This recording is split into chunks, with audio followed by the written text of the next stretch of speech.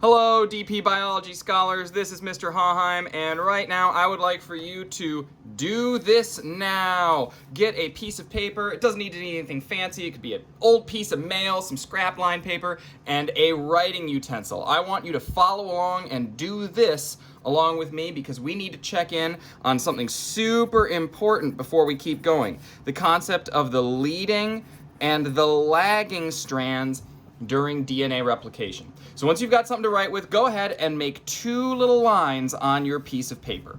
Now these two lines are going to represent DNA. And when we've drawn DNA, we've usually put a lot more detail in here. There would be little letters and hydrogen bonds connecting them. So just to remind you what that looks like, we've got these nucleotides. I'll make that an A. It would be connected with two hydrogen bonds to a T. And then the other nucleotide is upside down. And we assigned carbon 5 and 3 a special amount of importance here because it gives our DNA a direction. If this is the way the DNA looks up here, then this is the 5' end. It could be reversed. We could just show this as a mirror image, but let's stick with the way we drew it in class. If this is 5', that's 3', and now what we need to do is think about what that means for replication. Down here, continue your DNA, but split it apart into what we would call a replication fork. Now, there's a little enzyme right here that's actually splitting the DNA apart. We'll use a little triangle to represent that enzyme. But right now we have enough information to know the direction that DNA is going to be replicated in, because DNA replication always happens from 5' to 3'. So if this is the 5' end, we know that over here, that's 3'. And if that's 3' down here, that is 5'. So the new strands that we're going to make, where I'm drawing these dotted lines right now, those are going to have to happen in the direction of 5 to 3.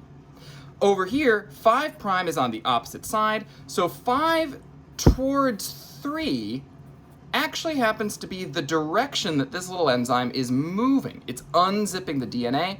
So this strand is what we would call the leading strand.